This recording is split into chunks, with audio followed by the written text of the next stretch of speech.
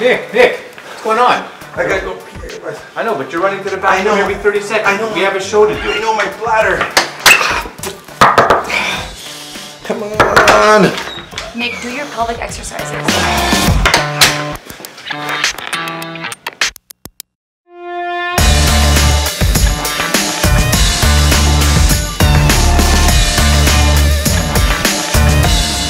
Hey guys, Nick Drossos, Andrew Steinberg, And welcome to another episode of have the balls to talk about it.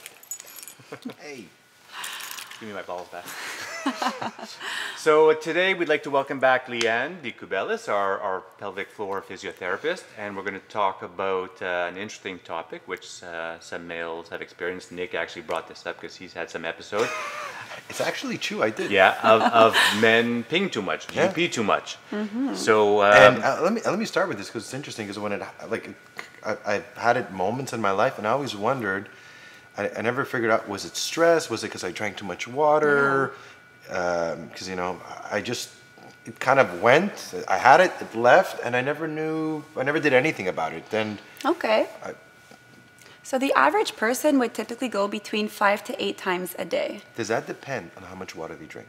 And I get that question all the time. Okay. This is for someone who drinks, let's say, around 2 liters of water a day. So Okay. someone who is drinking all their intake of fluid. Evidently, if you're drinking 4 liters of water a day, you might go more frequently.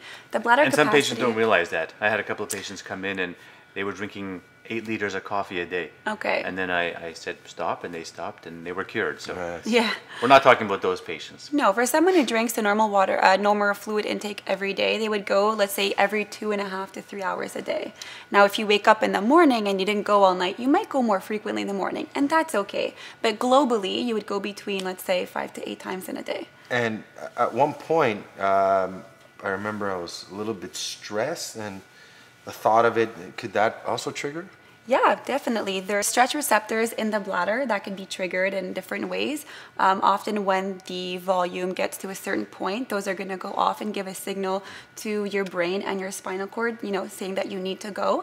But there's other factors that can irritate the lining of the bladder and give you that, that urgency, that feeling that you need to go now. So stress being one of them, anxiety, certain bladder irritants, like someone, for example, you mentioned coffee, alcohol. Spicy food, anything really acidic that could also irritate the lining of the bladder.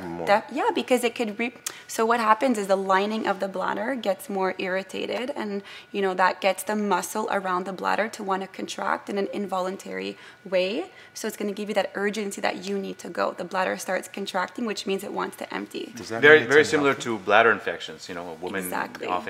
sometimes men get a bladder infection, irritates the bladder, and they're running to the bathroom every 30 seconds. So you can see that with caffeine and alcohol, not to the same degree typically as a bladder infection, but... Does that mean that caffeine and alcohol is, obviously we know alcohol is not, good for you or great for you. Does that mean it's bad for you to drink? Is there X amount that I should or shouldn't drink, or? No, I mean, it's most people pee more with caffeine and alcohol, but in moderation, it's... I think if it affects your quality of life and it stops you from doing things in your day-to-day, then you might want to reduce it and see if that changes. So it's very subjective from one person to the other. It really depends on how it bothers you. You can start off by eliminating one thing. Did it change anything? Yes or no? Keep a journal and see what the differences are with or without it. And people often come up to me and say, do I have to be treated? Do I need medication? Do I need therapy for it? And I tell them it's like a headache. You can take a Tylenol if you want. No one died of an overactive bladder, right? No. So it's a matter of... Can you? No, you can't do any harm with it. Okay. But no one died of an overactive bladder. It's a quality of life issue. Yeah. You have a headache, you take Tylenol if you want to live with it and go sit in a quiet room. Yeah. What happens sometimes is that someone will keep going to the bathroom frequently because they're nervous and they don't want to go, for example, when they're working or when they're at the gym or when they step out of their house. And the bladder over time can get a little bit lazy in the sense that the total volume can, instead of filling up to 400, it'll fill up maybe halfway. And those, triggers are going to start going off, which will, make you go more frequently throughout the day. And so someone who goes 15 times a day might need to retrain their bladder bladder, kind of like someone who had, I don't know, a gastric bypass surgery and their stomach gets really small. They eat 2 ounces of food, they get full, whereas someone can eat like, 10 ounces. And do you train that by, if I have to go pee, I hold it, and that's how I train it?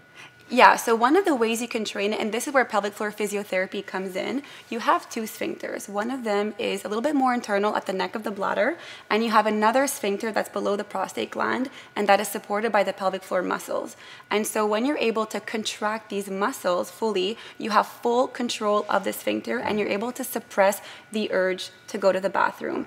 And often it's just a matter of improving that communication between your pelvic floor, your bladder, and your brain, and giving you the education that you need to know that it might not be a real urgency. It might be, a fake one, in the sense that you went half an hour ago, your brain's tricking you, you don't need to go right away, suppress the urge, keep doing your stuff so that you don't develop a lazy bladder.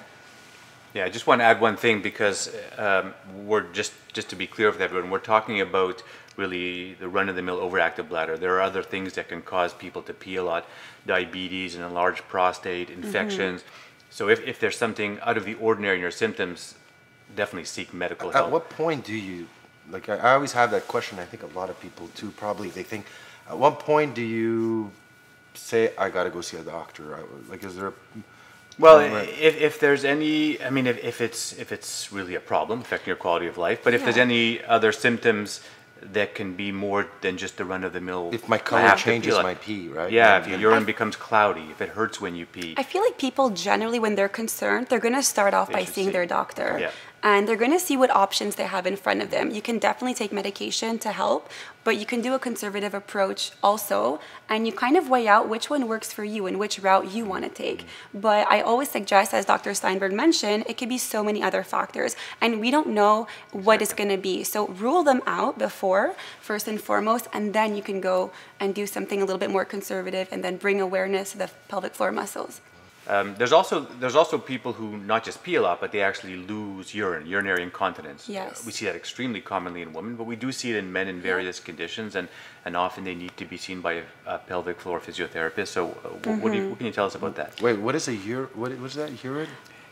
Urinary incontinence. Incontinence. The loss of urine. The loss of urine, Okay. urine leakage, whether it be a drop or a large amount. It's definitely more prevalent in women, but there is up to 1/3 of men who are affected by this, and it can be affected by different ways. So the first one being, a stress incontinence. What that means is that the pressure is so high pushing on your bladder. For example, if you cough, if you sneeze, if you lift something heavy, the intra-abdominal pressure is going to be pushing on the sphincter, and that might lead to a leakage.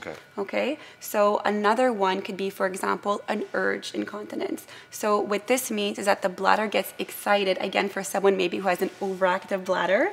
Okay? And then, they'll put their hands in running water, or they'll take, a shower, they'll put their key in the door, and then certain things will trigger that excitement of the bladder They and get make such it... a strong urge they can't hold back control and pee in their pants. The bladder is going to contract on its own involuntarily, and they lose that control.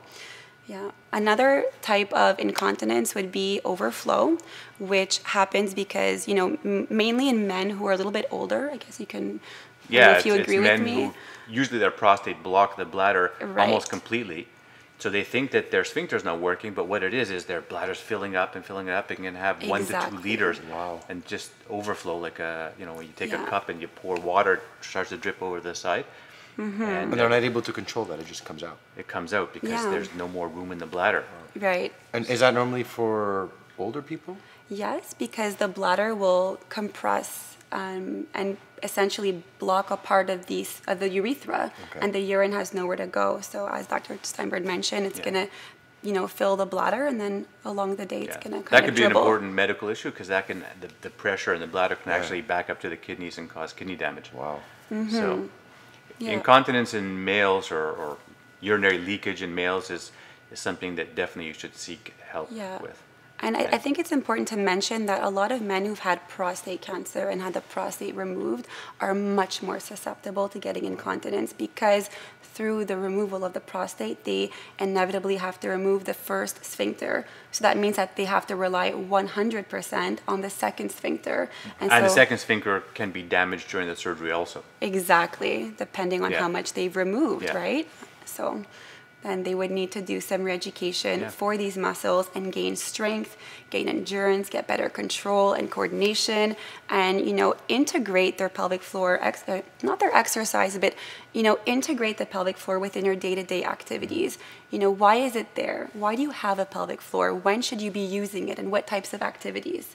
So for example, if I want to go from a sitting to standing position, I might want to do what's called a perineal locking, which means contracting your pelvic floor prior and during doing the movement so that I don't get any loss of urine. I think this is important for you as a trainer, because this is something you can work into your routine with men when they're training.